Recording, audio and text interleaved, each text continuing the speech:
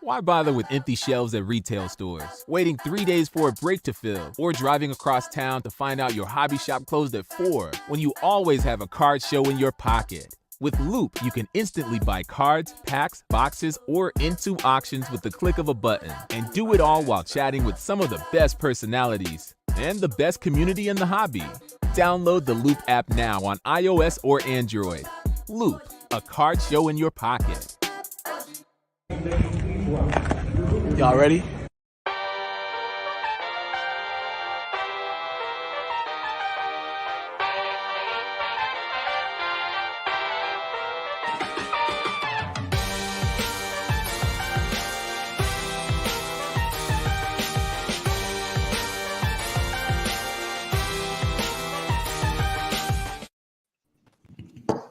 Welcome, everyone, and welcome to this edition of Fish Stripes Live. That's right, live, not Jeopardy.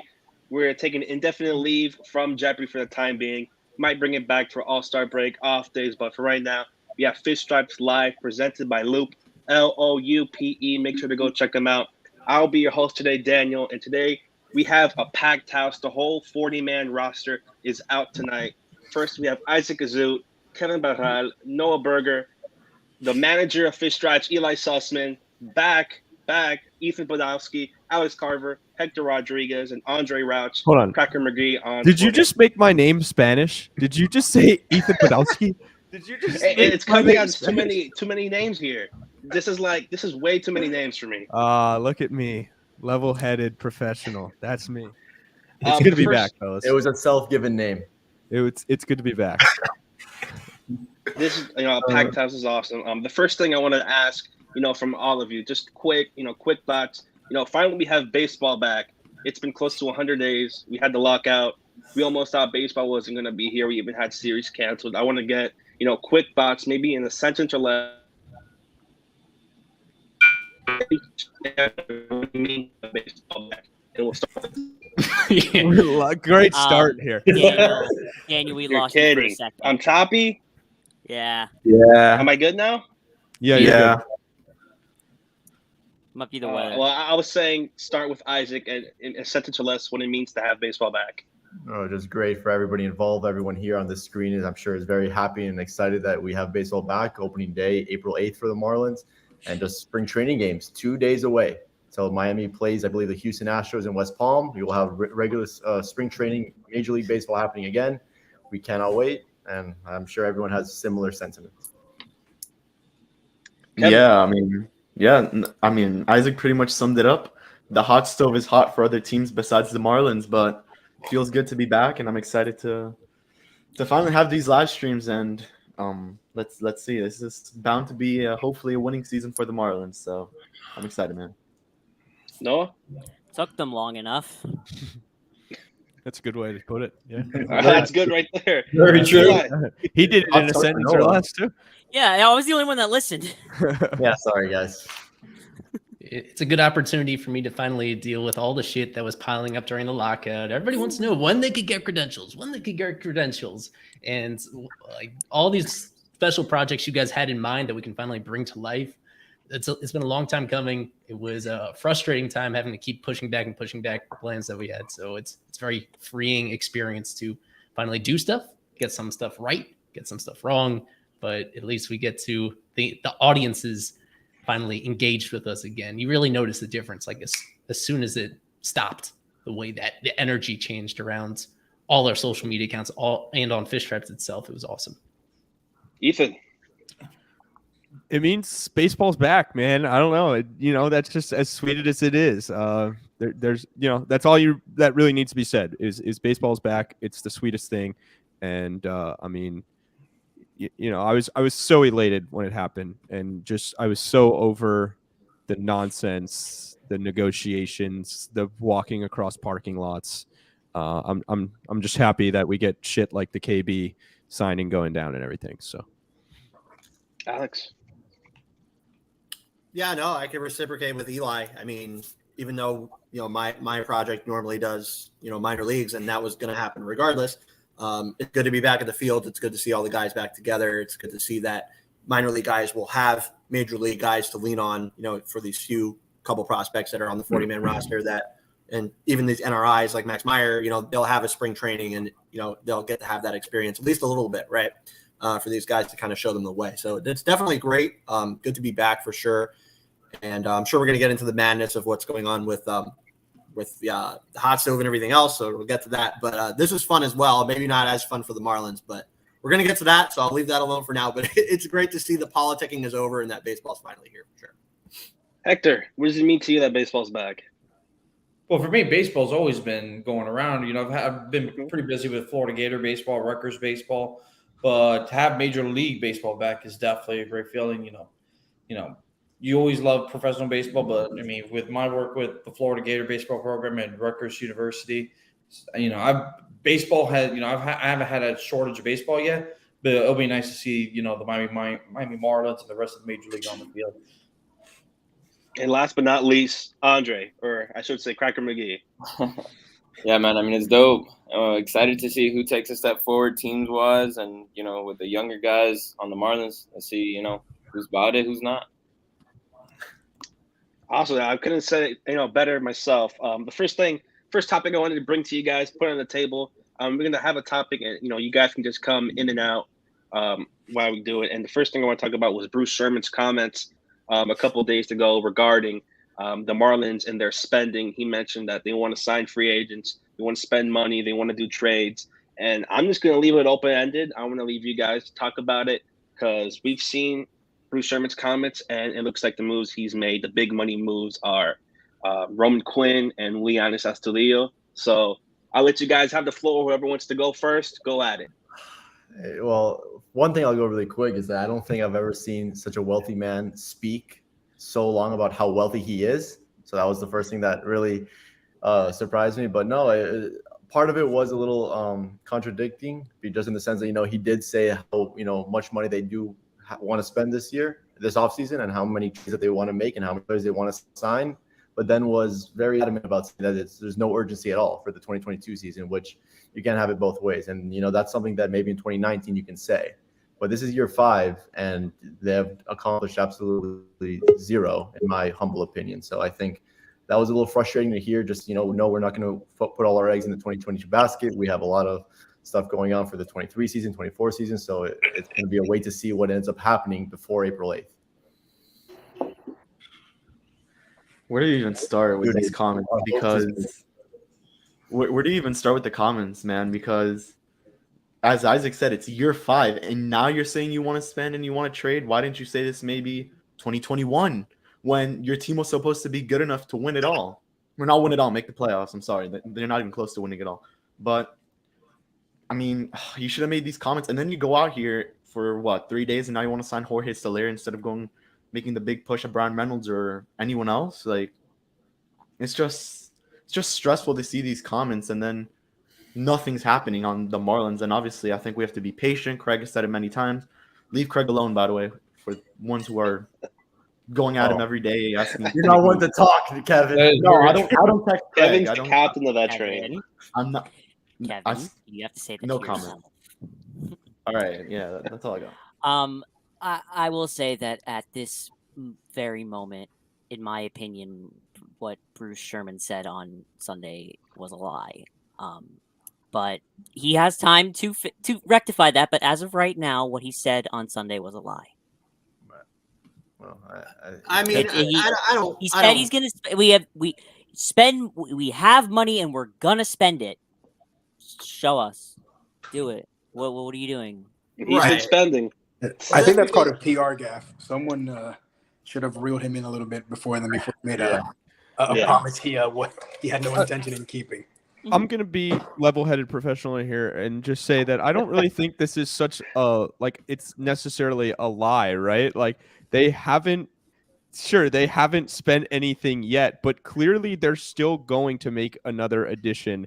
They're still going to make an addition to the team this offseason. They have to, and they've been talking about it all offseason, and Craig still seems to feel pretty confident that they will, which I trust Craig on these things because I know that if things were bad, he would say that things are bad. Of course, it's frustrating when you watch people that, everybody thought they were in on go one after the other. I know Kevin loved Chafin. Chafin's gone.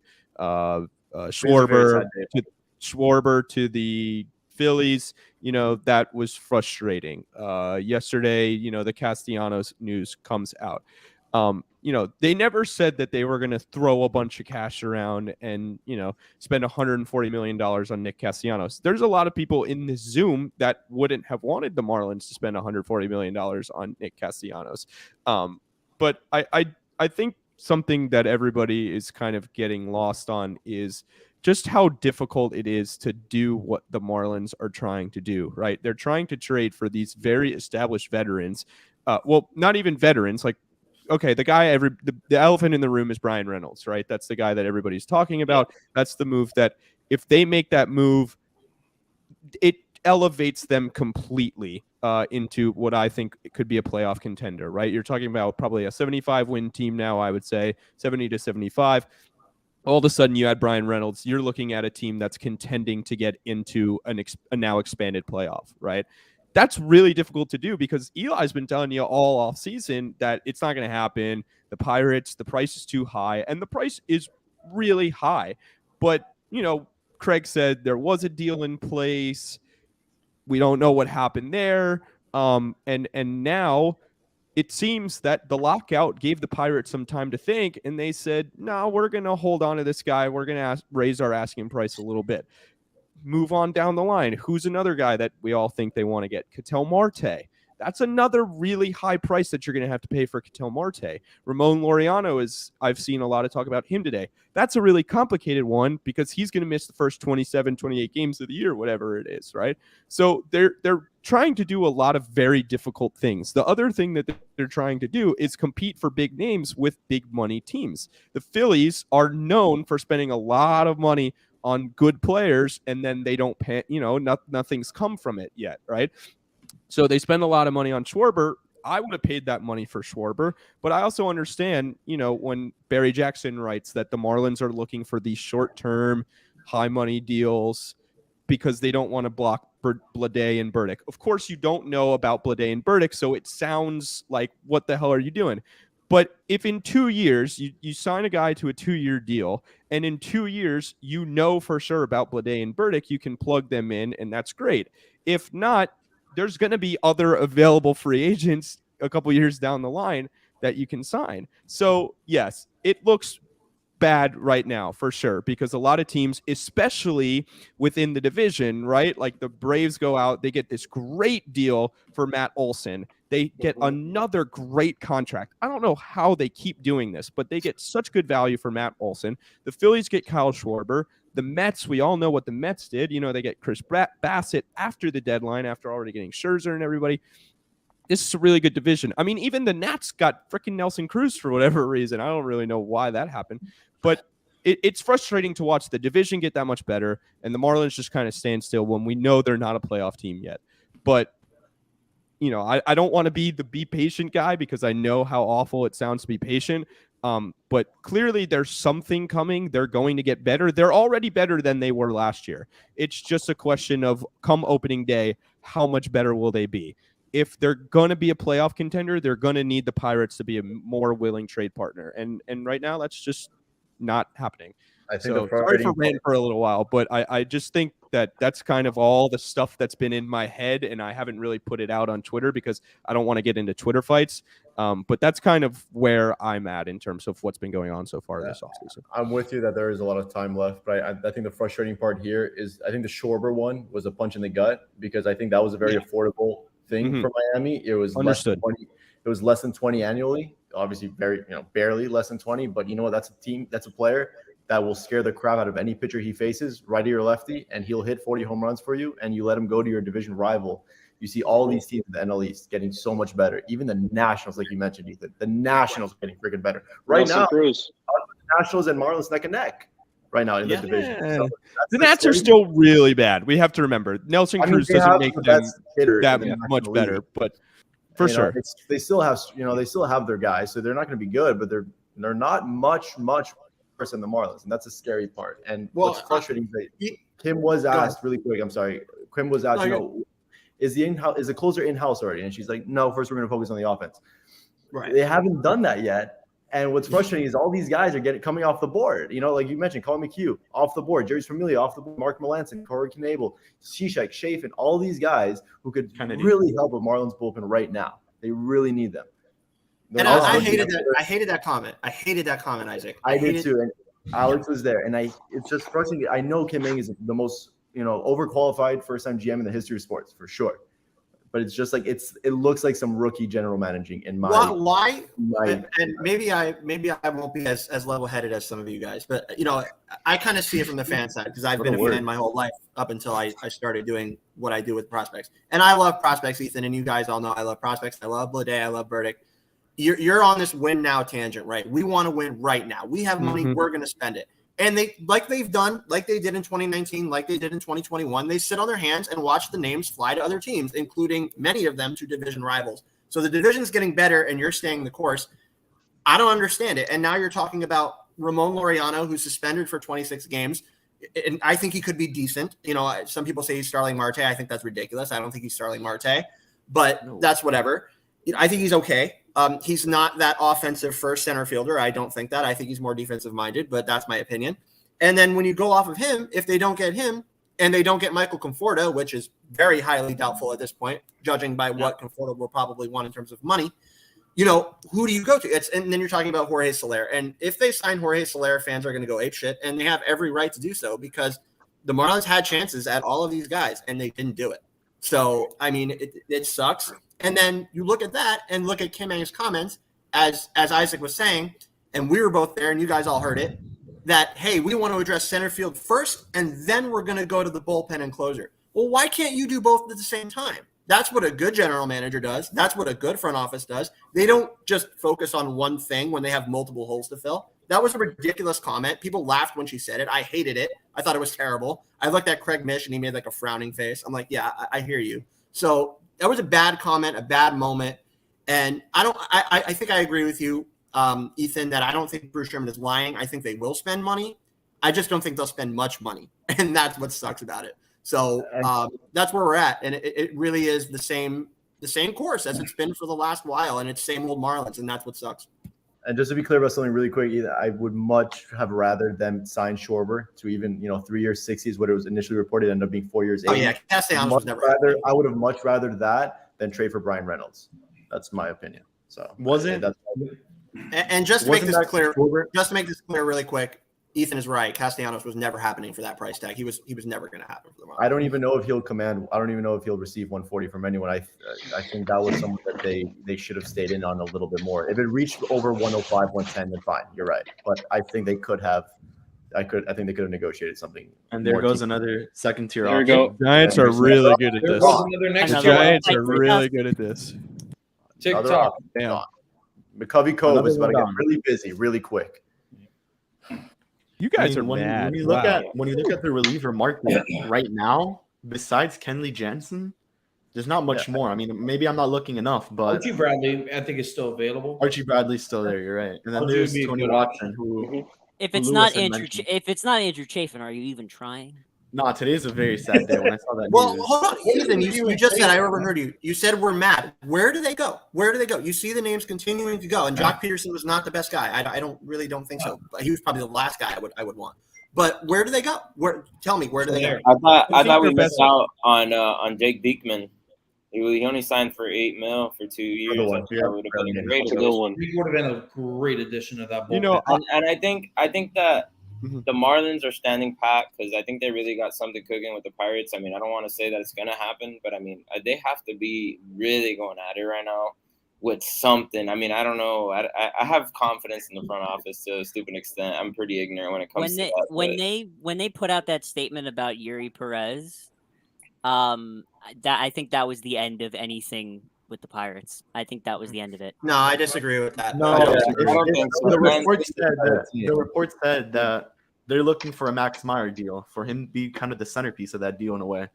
So I doubt that if you're asking for Meyer to be a centerpiece, you're not gonna, Yuri's gonna be in that deal unless I'm just completely mistaken. But it looked like Miami had something cooking before the lockout because Jeter vetoed that trade, and now that asking price went up. So. I mean, we're getting one side of the story. That's what I caution people when we follow the reporting now that Jeter's gone. I mean, that's one side of the reporting that says that like blames it all on Jeter, that there's now this anxiety coming out of the lockout. So I don't say I dismiss that reporting entirely. I don't know if it's as black and white as it seems. It really blows my mind that the Pirates would actually trade Reynolds at all before opening day. I mean, I did the research. Guys with 4 years of control that hit as well as he do at an up the middle position at 27 years old, you don't trade them no matter how bad your team is. It doesn't make sense. There's no prospect that you can trust to fill their shoes. They are like a realistic base case scenario, one of the best for like the number one prospect in baseball.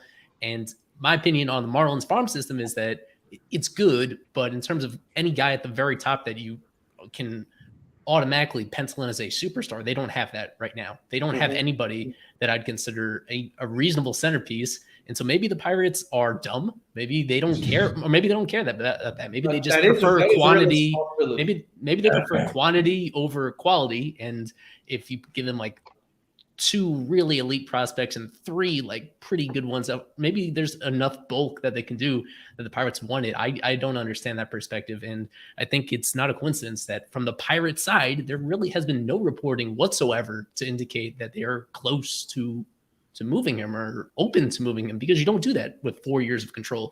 He's going to be super valuable at the trade deadline. He's going to be super valuable next winter with 3 years of control remaining. They're in a shitty division. They should at least, they could like look at the NL Central right now. I mean, they could roll their team out and shock the world and be the second best team in that division. I wouldn't be stunned by that. Yeah, so to me, that's why I really have not even leaned into the Reynolds discourse that much, because it just seems like such a long shot right now at this stage of his career. I wanted to move on a little. Wait, I wanted to mention, so, I mean, we all saw up on here on the board, Jock Peterson's gone. To be honest with you, we probably all know that Jock Peterson wasn't really an option for the Marlins. But, I mean, the way that Sherman and Kim are saying, they're saying that we need a center fielder. And the names that have been brought up free agent-wise are not center fielders. I mean, Michael Conforto, who is the closest thing to a center fielder at the major league level, wasn't even brought up in the report, but I think it was John Heyman. I want to make sure I give credit to the right guy. But none of those guys are center fielders. None of those guys had the ability to cover, especially in a ballpark like Lone Depot where it's a lot of ground to cover. I think, if Brian Reynolds is unrealistic because the Pirates are going to ask for a king's ransom, try Ketel Marte, I guess. I'm not sure if Arizona will be listening right now. But if not, Ramon Laureano is your best option. Yes, you're going to miss him for 27 games because of the PEDs, but he's still a very good player. He's only entering his age 27 season. We're going to start seeing the best of his career, and he has 3 years of control. And for the time being, Brian De La Cruz, we've seen, is more than capable of handling center. That's where I was going to jump in. I was like, is now a bad time for me to spread my Brian De La Cruz propaganda? Yes, I think in this situation it's warranted, because we've seen De La can handle it defensively and offensively. I think he can, for that 1 month that the Marlins will now have Ramon Laureano. I think they can. What's it called? Stay afloat. That's the word. Brian De La Cruz could possibly earn himself a starting spot in those 28 games. I mean, if he hits at the pace he was hitting at the end of last season, you're really not going to give him a starting spot. He's going to have to shock a lot of people. But I think with the pace he was hitting at, you're really not going to give him a starting spot. Noah, he played well enough to stay in the lineup. He was good, but I don't think. Above 300. But I think the goal of the offseason was, if Brian De La Cruz is your 4th outfielder, then you did good. Right. If he isn't, you did. And if he's your 5th outfielder, you've done even. And if he's your 5th outfielder, you've done even better. And I just want to say this, Hector, on the Laureano thing, how much you guys are talking about Soler would be. Making it sound like it would be a disaster. But if you trade for Laureano and you get that center fielder, and then as to get another bat, sign Soler, which you can do. You could pull that That's not off, an issue. and you could pull Go off for it. Laureano without getting Meyer. How much better does getting Soler look if now you pair him with a good defensive center fielder in Looks great. Laureano who can hit? It I think that would actually be a pays good off. pairing. I think that would be a nice move for the Marlins, actually. The Marlins really struggle with power offensively. Yes. If you can get a guy with Soler who might have some of the best raw power in the game, you know, if you get him paired with a guy like Ramon Laureano, Marlins fans are not marching to Lone Depot Park going to burn the place down. They're actually going to be happy that you got a big-time power back who really doesn't matter what ballpark you're playing. He scores at the ball. It's going out and polo grounds to straightaway center field. Like, there's no ballpark that can hold that guy's power. Absolutely. But he's not the type of guy that you can consistently trust to hit for average. You know, he might be a more powerful version of Adam Duvall, but not have the type of defense that Duvall showed, and also not have the type of I don't know, maybe hit for average they're about the same, but I feel like when it comes to like absolute raw power, I think Soler has that power that just jaw dropping. But Duvall there it is. Oh no! Oh wow! Oh my God! Yeah. God. There it is. It's official, everybody. He did get me. He did get me. I He knew did it. get me. I just want to be the cynic. When Hector said Marlins fans won't march down and burn on the stadium, I don't think there's many Marlins fans that are marching down to burn it down. It Eli, doesn't take many to that wasn't burn it nice. down. You You got just have me, a you couple got me. dozen people, and that could be enough. You know, just started like a little something in Low Havana. And Laureano, let me just tell you, like, for all the talk about how he's not a great offensive player and he's glove first, never had a weighted runs created plus below 103. He's no schlub at the plate, and I mean, you know, these are some smaller sample sizes, but still, he can definitely handle the bat, and he's one of the best defensive He players also in the doesn't game. play in a So- hitter-friendly park. He plays at Yeah. he played for the A's. That might be the second or worst stadium. Oh my God! Yeah. Eli, you can't do that. I wanted to give a little bit I of want- the Jorge Soler stats in Marlins Park really quick, Not if the you whole guys don't chat. mind. He's Yeah. played 7 games in Marlins Park, a batting average of 192, slugging of 385, OPS of 707, Which 1 home pitchers run, did he 3 play? RBIs. So that's he's maybe Lewis what you're Brinson. expecting, maybe a little higher for him. That's a small sample size. Well, he's being choppy. That's a small sample size, though. Yeah. Look at Brian De La Cruz's sample size of 2 months. Let me make an argument that you guys just said. You guys were just talking about the Marlins don't have power. Honestly, last year they didn't. You're right, but this year they have Jesus Sanchez that's coming into what I think will be an amazing year for him. I think he's definitely possible that this guy hits 30 home runs for sure. Definitely. wouldn't be Lewin shocked if Diaz he will probably miss playing time because of how many first basemen there are, so I won't count him in. But then you have Aguilar, Cooper if he stays fully healthy, and you also have a couple of other guys in the minors that could come up and contribute in the power department as well. So I really don't think that the Marlins are that hungry for power as much as they are for batting average, and Jorge Soler does not provide that. Laureano, maybe, got to see what happens. You know, he's only played 1 full season. It was a good season. But I really don't think they're that hard up for power. I think they need more batting average. Avisaíl Garcia is another guy that hits for a great power. He had 29 home runs last year. So, you know, it's not – I don't really think they're that hard up for power. They need batting average. They were, I think, 3rd to last in the league in batting average last year. Hit the ball, put the ball in play, and you got speed on the bases. You know, so that's what they need. They need batting average. They don't need power. If you can add Laureano and Soler, as Ethan mentioned, that's amazing. If it's one or the other, it has to be Laureano. If you only get Soler, it's shit hits the fan. So, yeah, I mean, that guy strikes out 150 times a year. So you're not getting batting average there. You're hoping against hope that guy hits 30 home runs, and if he doesn't, he does nothing for the team.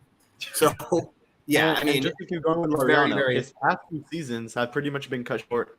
This year because of the PEDs, and last year was a 60-game season. In 2019, he was okay. I mean, it wasn't the best stats or anything, but offensively, it was okay. A 288 batting average. Not many guys on the Marlins did that.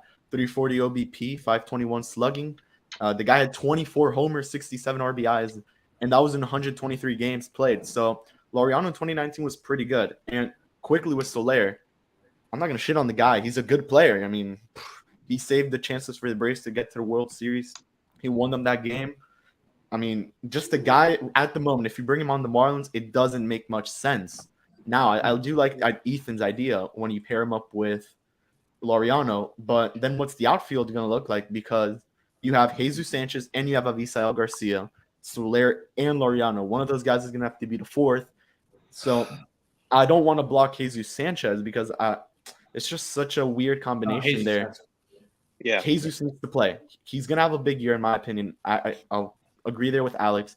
It's just the weird combination you're going to have to do. And Soler would fit nicely at DH. I'll say that. But then you have Cooper, Aguilar, and Lewin. So the Marlins are in such a good position, but at the same time, such a stressful one. You have so many guys and options, but then you have to limit it down.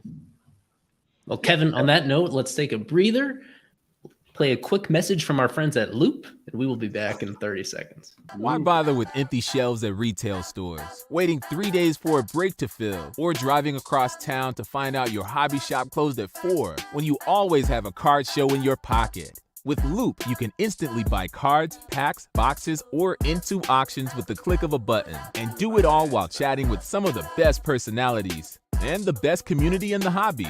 Download the Loop app now on iOS or Android. Loop, a card show in your pocket. And really quick, because I think I know, Daniel, we all need to move on here really quick. I think the frustrating part of this whole thing is that, like we said, the free agent, all the ones that would have, attracted Miami have all been sort of taken. And I think that's what leaves Miami with having to make a trade for someone like Reynolds, like Cattell, and that's not what any of us had wanted to begin with. So I think that's a frustrating part. We don't want to give up half a farm system for one of those players because it doesn't make much sense. It would have made perfect sense to get someone like Schwarber. Shit the bet on that one. And then I think that if Avi Garcia, he's going to be okay. He had 29 home runs in Milwaukee, which, Belichick hit 40 there. So I think that says something about that. I think if Avi Garcia is going to spend more than 140 games being third or fourth in the Marlins lineup, you can classify it as a disappointing offseason. And very quickly, I'm sorry, Daniel. Isn't Schwarber's contract the same one as Marte, or was Marte's a 3-year deal? Because I know the money is the same amount. I think it was both $79 million. Marte was 78 and Schwarber was 79, and both of them 4-year deals. Okay, yeah, the Marlins weren't going to do that at all. I'll tell you this. I think this is the offseason that we need to do something big, man. If we need to get Reynolds and sell everybody, we got to sell everybody. I think that the window's going to close, eventually, obviously, whatever it is that happens. But, I honestly don't think we're that bad a team, but everything has to go right. And that means it's better than last season. I'll say that. Yeah, but the thing is that it's not going to happen. There's always injuries. There's always something going on. It's just that way. But I think a lot of people are really painting us to be like this awful team, and I don't think we're that bad. We just don't have the depth like other teams do. I mean, we lose one guy, and it's like we have Isan Diaz, and that's about it. Are they much better than last season? You go into opening day with I don't think they're much better. You know what? I'll tell you this. Jacob Stalling. I didn't even think they were that bad last year. Like I didn't think if they would have. Obviously, if Jesus Sanchez steps up, Josh Chisholm steps up, Brian Anderson comes back to what he was. I mean, we're interested. Can I be honest? Here? Yeah. If you get Jazz and Jesus taking the next step, the pitching stays relatively healthy and maybe overachieves a little bit. With the improvement at catcher, the addition of Garcia, if he does, if he has an average year for him, and Wendell providing a little bit more depth to the lineup. I think right now you're looking at a team that is far improved from last year.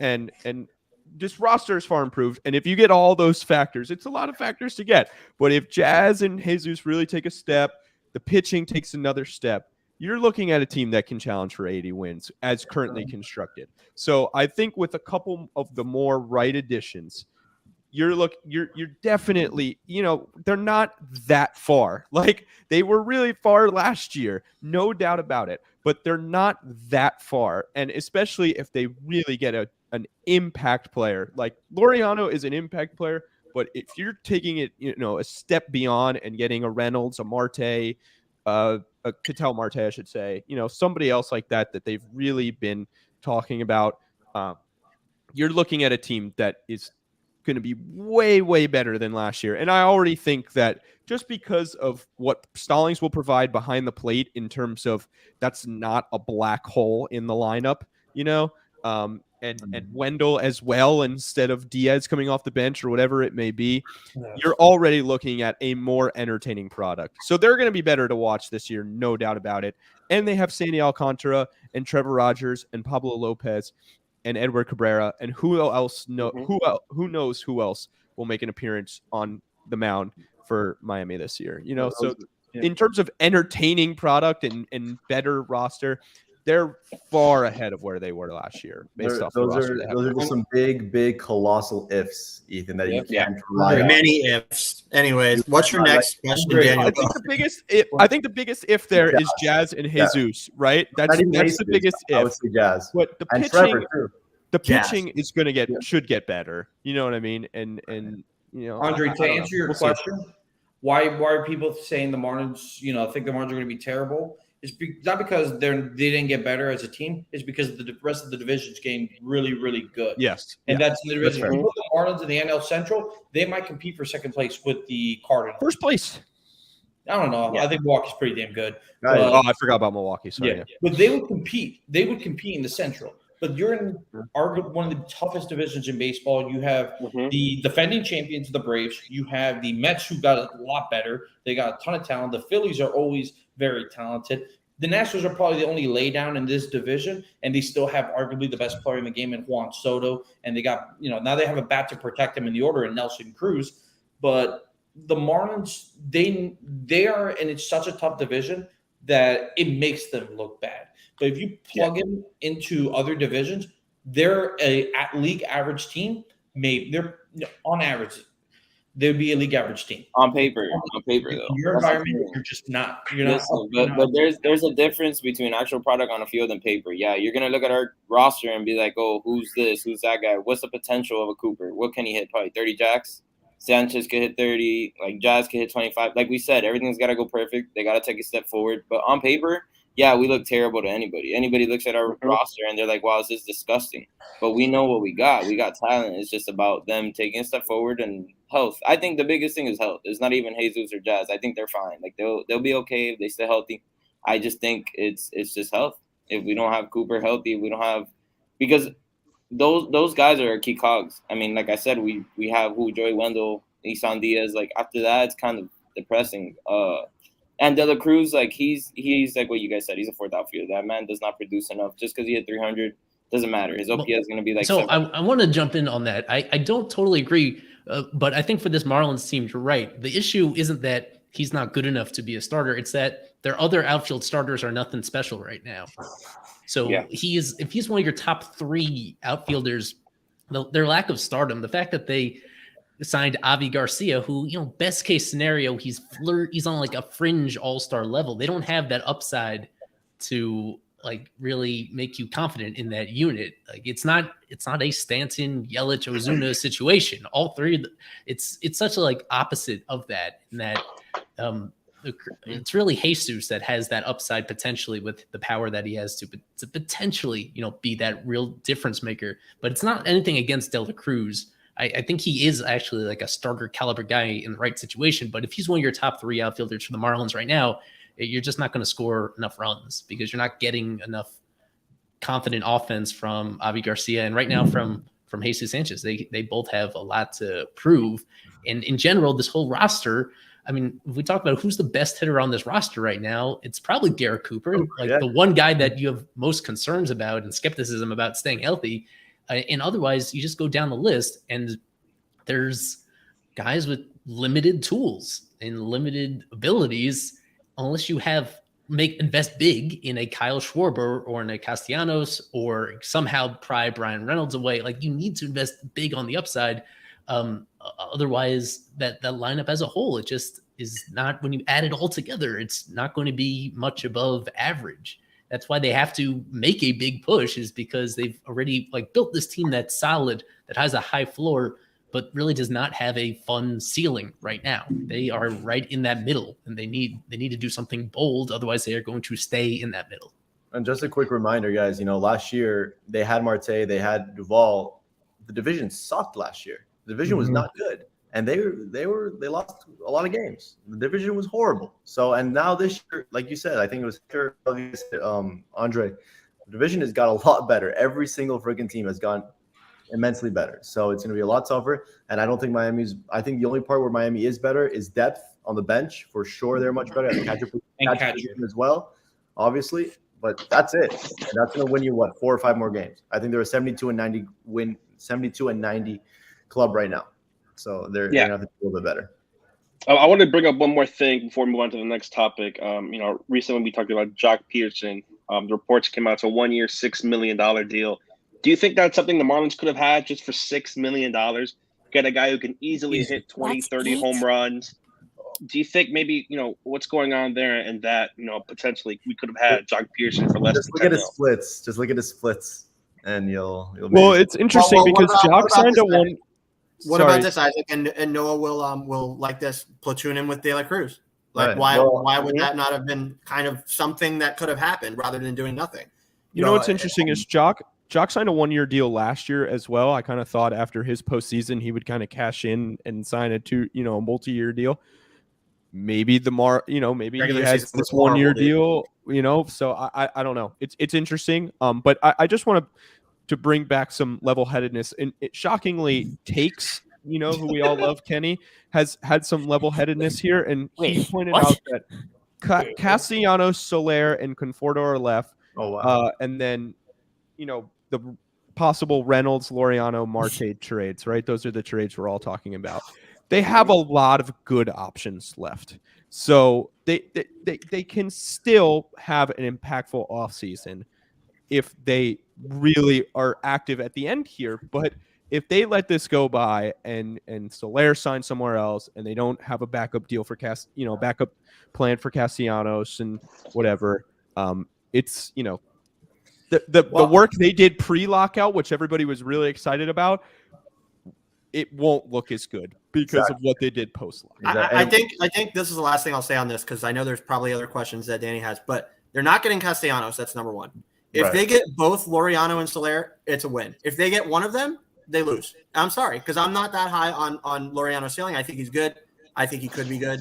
I just don't know about the steroids. He's only played one full season, like I said, so you don't really know what you're getting in terms of offense. He could easily be a replacement level 100 WRC plus, and then you lose.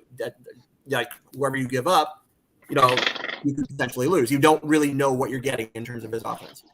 Soler wouldn't be the center fielder. He's not a center fielder. That's for damn sure. Laureano is a center fielder. This guy's not a center fielder. Avi would switch to center field, and you would pray to hell that you could get 30 home runs out of his bat as he strikes out 150 times. So if that's your starter, if Soler is your starter, and you don't have both of those people in play, if you don't have both Soler and Laureano, I think it's a loss, and I think that's a long shot. So that's where I'm at. And something else really quick, Ethan, you mentioned all those guys. You're right. There are options. Castellanos is reported he's not coming. Conforto, I have not heard one report regarding Miami being linked to Conforto. Yeah, not happening either. Soler, the only one that has been malpractice. Soler is the only one that has been reported, and like Alex said, you're screwed if that's your last signing. So, and the other ones are trade options, which I haven't heard anything about Marte. I have, I guess, Laureano and Reynolds are options, but like Eli said, highly unlikely that Reynolds goes anywhere. So, yeah, there are some options left, but realistically, there's not. Realistically, all there is Soler there, and I don't think they're going to, like you said, Castellanos is no. Conforto, I have not heard a single thing. So unless they surprise me and sign Conforto, great, but it's not looking swell at all. So that's why there is one name I was looking at for relief pitching. I think we mentioned a whole bunch of names instead of one guy that really stood out. That's Kenley Jansen. Yeah, he's 34. He has an ERA in his career under 2.5, I believe. Former All-Star. You sign him in. I think people will come to see him. People will buy his jerseys. He'll be a really great player for the Marlins. It'd be great, Danny. They haven't signed a center fielder yet, so how can they go after a reliever? So, I mean, they can't do both at the same time. And I'll say this. Kenley's a perfect fit, but it's exactly like Alex said. All these relievers Miami could have had because the deals have been cheap. Colin McHugh, what was it? 2 years, 12 million, 6 million a year, something like that. Yeah. It's affordable for the Marlins. They just don't do it because they're trying to get Brian Reynolds, and supposedly that's been the focus this whole second half of the MLB offseason. And it gets annoying because now there's barely any names out there. They're gonna wind up getting Sergio Romo on a non-roster invite. That's what's gonna happen, and he's probably gonna make the roster if that does happen. And I think Eli can reiterate that point that Kenley Jansen's number is really went down post, Yeah, stuff he's been like just an incredible, consistent career for a reliever. But in terms of, you just never know when they're going to fall off a cliff. And even though his velo is there, there's some sketchiness with his command and some questions about what may have happened after they started checking for sticky stuff and how that affected his movement and his spin rate. With him, if you want to be optimistic that Sherman will spend whatever money he had in mind, and if they get shut out of all the outfielders that they want, then I guess presumably the only way to actually reach that spending level entering the season is if you sign Kenley for what, $12 million a year for a couple of years, and then you trade for some like platoon center fielder, like some athletic guy that's not, you don't really love his bat. If they trade for even if they trade for like Laureano, one reason why I still think that's a real possibility is because he's not making much money this year due to the suspension and because he just started arbitration eligibility. So it's only a couple $1 million per year. I think that's the realistic best case scenario at this point is they trade for Laureano and they sign Kenley. And I think that's a real possibility. I wouldn't bet on both of those things happening. It's possible. I want to say that we're going to get Kenley, but I don't think we're going to meet his years. And I thought he's going to ask for a year deal. I mean, I don't know. I would think we've been in connections with him in the past, and I don't know. I don't think we'll give him the years. I'm sure he's going to ask for 3 years. He had a great year this year. It was a bounce back. He's trying to cash in and be somewhere a while. So Don Mattingly's on the team. Laureano's earning $2.8 million, has arbitration the next 2 years. 2025, he's an unrestricted free agent. So we do have 2 years control. And that's the next topic. That's a fit real quick, Kevin, because of what they want to do with the prospects, and that's all I'll say on that. Because it's only what would you say, 1 guaranteed year, and then the arbitration eligibility, 2 years, that's it, and then he's gone. So yeah, I mean that's exactly a good fit. But like I said before, it's in terms of impact offense, and I said this earlier on Twitter, and it wasn't popular, but I stuck to it. I think in terms of impact right now offense, and you're getting at least some offense, I think you got to go Soler, man. And I know his defense sucks. I know he's not a center fielder, but that guy's going to hit for power. And you know that. You don't know exactly what you'll get out of Ramon Laureano. And that's the question mark. So actually, like I said, get both of them. They get both of them, I'm optimistic. They don't get both, it's iffy. I mean, you can deal with just Laureano, but because he's a center fielder, but it's kind of iffy. So I don't know. It's going to be interesting.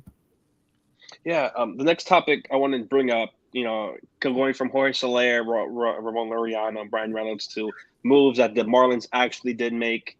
Probably, I don't even want to call them moves, minor moves, small moves. Signing Roman Quinn, Giannis Astudillo. Just what are your guys' quick thoughts? What do they mean if they could potentially make the roster? And just, what do you think about those guys? And I'm choppy again, right? No, the comment on screen. That's comment of the day. Comment of the day. That's awesome. I'm not too informed on those players, Daniel, enough to give a educated. No, that's fine. That's fine. So, they're not, It looks a lot like Roman Quinn could. It looks like Roman Quinn could be that defensive replacement for Mags, because Mags is not a good hitter. No offense to him, but he was okay at center field or wherever he played defensively. He was decent, mediocre, not the best. I see your faces. I have to start lowering my standards on him, but I think Roman Quinn's Kevin. fast. I just love.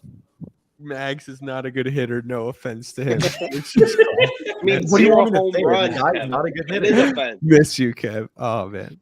No, you know what? I'll say who this. is a good hitter? You want to talk about the entertainment factor? It's Williams Astudillo. That guy is awesome. Watching him run the bases is the best. So I hope he's gonna be so much fun to interview. Just so I can watch the helmet fly off his head. And what I found interesting is out of everyone, Craig mentioned his name specifically as actually having a chance to make that major league roster. Look at him rumble. He would be able to second play base. around. He's flying. He's turning the corner. He's running, hustling, bumbling. One of the best nicknames in all of baseball, by the way, El Tortuga. Just makes everything better. Yeah, I also have of him playing defense at third base, if you can believe that. Yeah, he plays multiple positions. Look at Ben Zobrist in a Cubs uniform with the high socks. Oh, Sure, go glove. Look at that Yo, glove. who needs Brian Reynolds? We have Williams Astudillo. Dude, Come on. who needs Jesus Aguilar playing third base if he needs to? That's holy crap. Hey, So, wait, like, the we've seen- world. we've seen Time Aguilar out. play Time out. The world needs Jesus Aguilar playing third base. I agree let's with be that. honest. I agree Jesus with that. Aguilar By the was way, Aggie wearing 99 is so It's fire. just so And awesome. Jesus in 7 is also great. I love Look at the that jersey brass, numbers changes the for the torque. Damn, that was Jesus. nasty. Just because you guys bring up the name, Jesus Aguilar traded at the deadline. Heard it here first. Get out. Leave. You are out of here. They looked at the option. They did That's look at not a it. hot take. That's not a hot It's take. not hot. Yeah, he's No, it's not. Free agent in that's 2023. one of his Get That's a something. legal take. We'll hot keep take that would for be- the end with predictions. Keep all your hot takes for predictions. We'll go maybe a little crazy with that.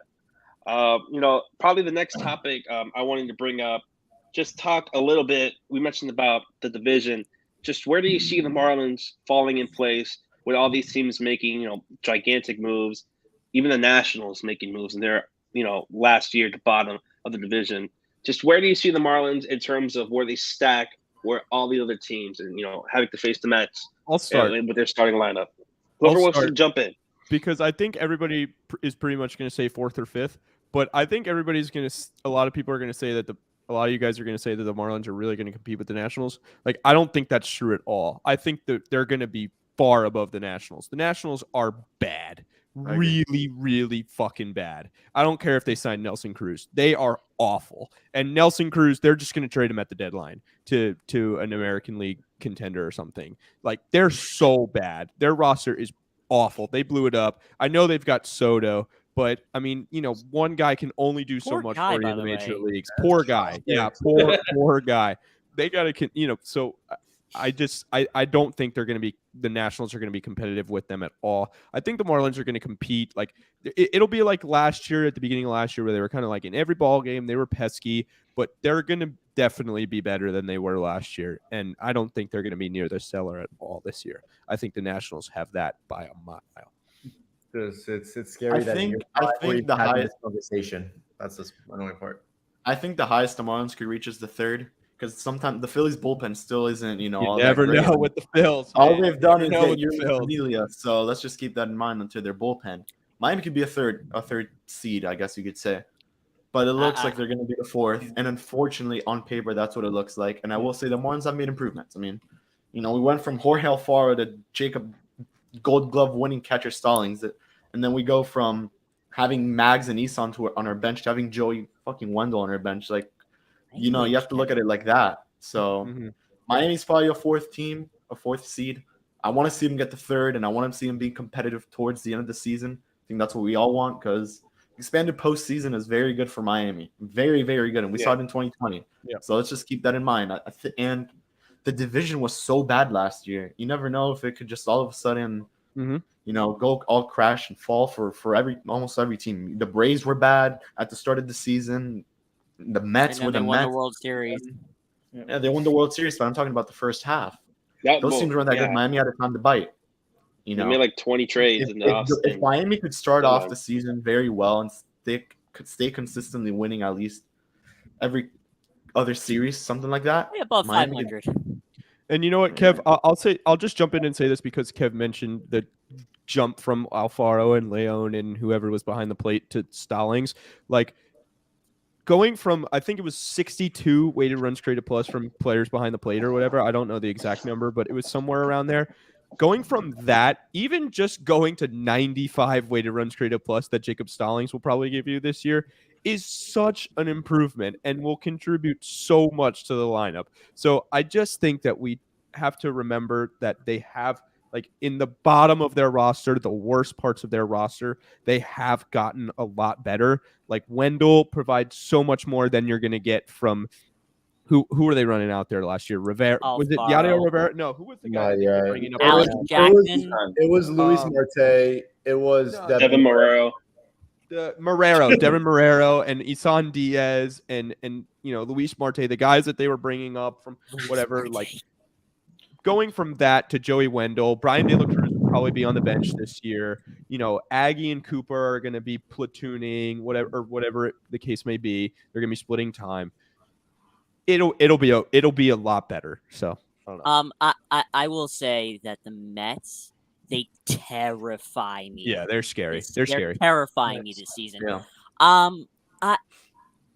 The optimist in me wants to say they can do better than third or something.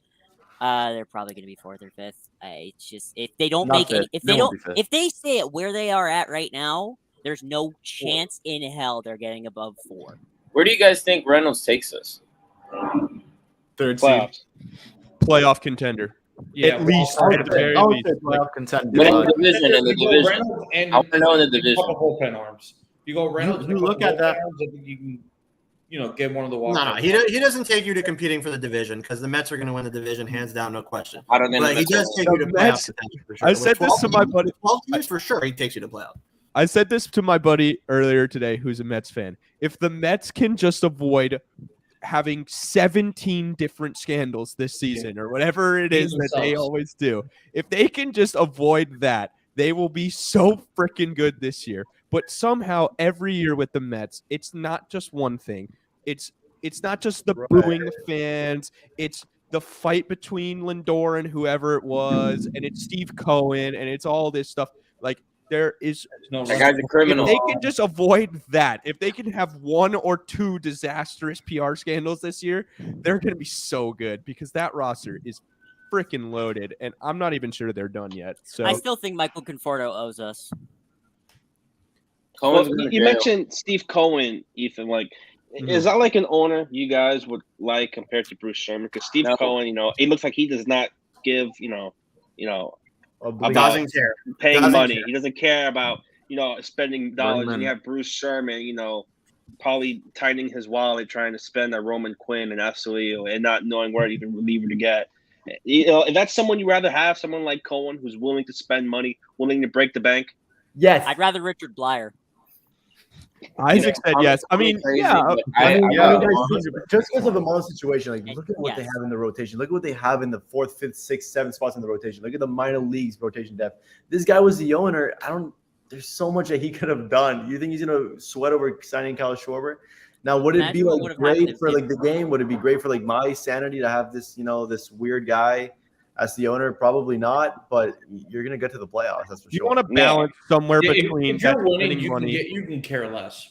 That's what You're going to win and you're going to compete for a championship. You can be as weird as you want. The Marlins fans have suffered long enough to have a competitive team, and also have suffered with cheap owners and owners not willing to spend money when they do, they don't spend it correctly. I think Marlins fans would be more than happy to have a guy, and it doesn't have to be Steve Owens. Just have Steve Owens' net worth. That's all they really care about. Yeah. Like it could be call up Bezos or somebody. I actually said that millionaires that has nothing better to do with their time. Yeah, Think about how much funnier the Steve Cohen bit would be if they were winning. Like, it would be funny in a cool way instead of funny in like this guy's a weirdo way. If they had won last year, people would have loved Steve They Cohen. embrace it. Because he is brash and he is in your face with, I'm going to spend more money than you, and I do not give a fuck. And if that wins, that is one of the best things you can have from an owner. Mark Cuban. Think about Mark Cuban. Like, Mark Cuban has become iconic for getting in the referee's face and whatever. Like, if you have a guy like Mark Cuban, and Steve Cohen suddenly, if they start winning, it's more like that. So they're really, I'm with you, man. I know everybody likes to go Mets. It's very similar to like what like Manny's a weirdo, and I just watched this on Baseball Doesn't Exist on YouTube. Manny's a weird guy. He does a lot of weird shit and a lot of dumb shit. But guess what? He was one of the best hitters of his generation. So you know what? You ignore that and you make, you have fun with it. You say, oh, it's Manny being Manny. Because, is he doing some weird shit? Is he doing some weird shit? Yeah. But he's also driving in 165 RBIs. So who gives a shit about the other shit? Who gives a shit? What? That was a lot of foul Profanity language. is the most foul language we've had on a single We're heated show. up. This is a big time. What would happen Marlins if fans. we went back to 2017 and Jorge Mas bought the team? That's what I was gonna mention, Noah. I was like, shit. What is would have what it is, happened though. if that? What would have I wish happened we if had time to- Jeter wasn't even a factor? Like the whole thing with Jeter is the only reason Bruce Sherman has the team. If I remember correctly, he. And now Jeter's not even here. Hold on. We are getting into That's a not whole true. other discussion. That is Noah. Just I don't want to call you out, but Derek Jeter owned 4% of the team. It's very, very easy to say that Bruce Sherman could have still bought the Marlins without Derek Jeter. So that's not true. That just because of Jeter. I get that, but it gave them more like PR credibility, even though Derek Jeter's never been an owner before. I don't want to talk bad about this man, but a lot of people are saying, and I agree with this take, and it's a hot take, that a lot of the reason that Derek Jeter was even involved with this team is for public relations. And it is 100% true because he didn't know 100% what he was doing as an executive. Great player doesn't always translate to good owner. And you saw that with Derek Jeter, and that's all I have to say. Well, let me play the Richard Blair clip, and then we'll change the subject. Don't give me money. I'll spend it. Make him the owner. Come on. What do we do? I didn't see that. Had a busy day. I didn't see that. Yeah, it was Drip 101 with Professor Jazz. Anyways, moving on. What else you got, Danny? Do you guys want to hit predictions, or you guys want to keep talking about, the potential for the Marlins or their pitching, or do you guys want to go into some predictions? Predictions. All right. So I wanted to ask each and every one of you your bold take. I think Alex had a bold take earlier in the show, but I want to get each and every one of you before we go cry in our corner about not spending any money. What are your bold takes for the season? And we'll start with Kevin. We lost Kevin. Maybe we should put him last. Yeah. Noah, He's your frozen bold right now. take. And Bold I know prediction this would for be the a bold season? take. Brian De La Cruz hits 30 home runs. Whoa! That is You wanted bold. That's as bold as it gets. That is bold. That is Noah bold. Wow. Bold for Noah. Okay. I love that. No, I have one. I have You're one. I have bold. one. I bet more on Lewis Brinson doing that in Houston. Anyways, go ahead. I had one, and it's going to be if Ramon Laureano gets traded to Miami, Lewin Diaz will be involved in the deal because I don't want that guy sticking in the minors or getting blocked by Cooper or Aguilar. I don't know how much of a bold take that is. It may be a really bad one, but I definitely could see Lewin getting traded to Oakland in exchange for Laureano. Okay. Andre? We win 88 and Jazz no the reactions, top I five see. second baseman by the end of the year. Say that again. 88. 88 and Jazz the top 5 second baseman at the end of the year. I like that. I like that. I could see it, yeah. I like Yeah, that. right. I like that. All right. Eli? I think I've mentioned this before. I think Jordan Holloway is going to have a much better year than Jesus Luzardo, everybody's golden boy. Ooh. That's a Look, fun I one. will say this. Wait, is that is that a slight on Luzardo or Yes. Both. a crowning achievement for Holloway? I guess both. I'll make it positive. I think Holloway is the number 4 starter on this team. Behind that is Sandy, definitely- Pablo, that's and Okay, and I Trevor. like this. Bold. I like this, Eli. I like this, Eli. I'll say one thing about that because that's huge. I'll say one thing about that. I watched him throw on Monday, and it wasn't great. And he was throwing against AAA guys. So I don't know. That's definitely bold. Kudos to you if it comes true. Definitely has the talent. Wait, Holloway what? or Luzardo throwing AAA guys? Holloway. All right, that's It was right. Holloway You know starting. what? He threw 2 innings. I think he had 1 strikeout. Yeah, it wasn't good. There's a Very lot of good. hype about what Luzardo has been doing all spring. He looks nasty. He's throwing 99. He's figured it out. Hopefully, but He's got. If he wears the glasses, he's good. yeah, right. That's true. Exactly. That's true. Your bold Man, I take, may have to Isaac? change the prediction, but yeah. Well, my bold take, me and Eli and I, we bump heads on this. He shared that bold take Oh, I with know me this bold take. the other day. It was Luzardo and Holloway in the same mixing pot. And I was like, wow. I was like, holy shit, that's the boldest thing I've ever heard from Mr. Eli Sussman. Mine is that Jesus Luzardo finishes the year second in innings pitched for the team. Wow, okay. And I've said this many times. I think Holloway's disgusting. I have such high hope. He's my 16th best prospect in the Marlins system, technically, because he's still a prospect. I think he would be great out of the bullpen. Didn't you rank him there accidentally though? And No, now that you're was gonna roll- Ian Lewis. That was Ian Lewis. Oh, that was Ian Lewis. Okay, my bad. But no, I think Holloway would be perfect out of the ball. I think he'd have a great year. But to put him as the number 4 starter, no. But I think Luzardo finishes the year second in innings pitched. Okay. Ethan? All right. Well, I had one thing, and I'm going to kind of do the same thing, but I'm going to go bigger because I've seen the boldness that I have to live up to. And usually when I do bold predictions, I like to put it in a reasonable ballpark so that I might actually be right, but just fuck it. I was going to say that Jazz goes 25-25, but I think Jazz is going 30-30 this year. Yeah. Oh. Yes. Shit. I may have And to change that my is what the fans want. They want Jazz content, and they want you to say that Jazz They is want really De La good. Cruz to hit 30 home And runs. Jazz, I think he's going 30-30 30-30 this year. Okay. Alex? Ooh, that's a good one. Well, I already gave you one earlier that Jesus Aguilar Yeah. gets traded because he is a free agent in 2023. The Marlins have too many first basemen. Probably why they signed Vizca Garcia to a 4-year deal. He's gone. I definitely think that Aguilar is gone, and I know you guys hate that, but I love Aggie too, but he's gone. No. So in place of that, I will say that Jesus Sanchez hits for a 250 plus batting average with 30 plus home runs, and to supplant that, I will say that Max Meyer comes up by the end of the year and is a starting pitcher. Ooh. I like that For which one. team? Wait, for which team? The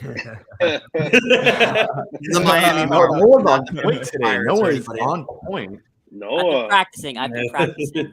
He's off the host duties. He's doing good. Hector? For me, I'm going to double down on what Eli. I'm going to go with actually Luzardo. I think Luzardo's on his way to having a big season. I think we know what he's capable of. I mean, you look at the fastball, you look at the off-speed pitches. He's got plus stuff, and I think he's put in the work this offseason. You know, you talk to a lot of the Marlins players, and, you know, they're pointing at Luzardo. It's like, hey, this guy looked really, really good when we saw him in our little, you know, makeshift scrimmages. So I'm going to go Luzardo has a sub-4 ERA and a K per nine at around 10. I think he could be the breakout pitcher for the Marlins. I mean, to say, he ends up being the fourth best pitcher on the Marlins is not a dig because you have guys like Sandy, Trevor, Pablo ahead of him. You know, I think Luzardo can be really, really good. I think Luzardo is going to be really, really good this year. And, you know, let me tell you this, he's going to want to pitch well for the Marlins. You know, he grew up a Marlin fan. He's from down here. He's, you know, he has no reason to not, you know, put in the work. But I think Luzardo is going to have a really big season with the Marlins. And I think that Starling Marte trade is going to look a little bit better in Marlins. Yeah, I mean, yeah, you Can I got a change point my- there, and I can't even go against that. Thank you, Miggy. Before we let everyone go, my bold prediction is probably going to be the boldest out of them all. Mine is Garrett Cooper will hit 40 home runs. Oh, I Garrett love Cooper's this. going to hit 40 home runs. That's love not this. bold. I That is love bold. If he this. stays healthy, Guys, to he's be on cl- pace for To it. be clear, the only hitters in Marlins history that have hit 40 is Stanton one time, Sheffield one time. That is it. That's it. He will hit 40. Oh, 40, He'll be in exactly contention 40. maybe for Silver Slugger. Who knows? But 40 home runs, Garrett Cooper, and he'll be the all-star for the Marlins. I really want to change my prediction now because these are really good. Well, we were planning to do like a whole pod about bold predictions, so I guess you could. Yeah, come up with some we more were. for that. So I'll keep them to myself. I know Kevin's got some bold takes in there. I would thinking. love to listen to a Kevin and Noah bold take off. Like, who can have the boldest take? I don't know That's if an Kevin's touching interesting idea. DLC going for 30 home runs, but I think he could come pretty close. Anthony Bender, 30 saves. There we go. It's not a huge number, but That's yeah, not that's, a It's not that would be huge, interesting. bro. No, that's That's big. a Yeah, pretty Isaac with a bold. forward I think that's a facing pretty hat. big number because they just last year they used so many guys at the back end that it's like hard to really know. So We expect it to be floral. That's what I'm saying. 30. And compared to a what? It was 1 or 2 saves he had? If I want to Pretty go bold. really bold, oh no. No, he's no. gonna be mad. He's gonna be mad at me. Anthony Bass makes a single save. Oh my god! Whoa. That's I think I'm that's gonna where hear, we I'm gonna gotta- hear that from him later. That's where we got to leave it off for tonight. If we have one more prediction, Trevor Rogers finishes top 5 in the NL Cy Young. You heard it here first. But That's a good that's the one. last prediction we have. I want to thank everyone for coming on, for joining us for the first episode of Fish Stripes Live. Finally, we have baseball coming just right around the corner, less than 1 month away. We have actual baseball. I can't wait. I know. I'm so excited to do this. Make sure to catch us every Wednesday at 7 p.m. and right for opening day before every series. For the first game, we'll have a live stream. I'm Daniel. For Kevin, Noah, Andre, Eli, Isaac, Mr. Leverheadedness, Ethan, Alex, and Hector. Remember, always go fish, and we are presented by Loop. Do not Why forget. bother with empty shelves at retail stores, waiting 3 days for a break to fill, or driving across town to find out your hobby shop closed at 4 when you always have a card show in your pocket? With Loop, you can instantly buy cards, packs, boxes, or into auctions with the click of a button, and do it all while chatting with some of the best personalities and the best community in the hobby. Download the Loop app now on iOS or Android. Loop, a card show in your pocket.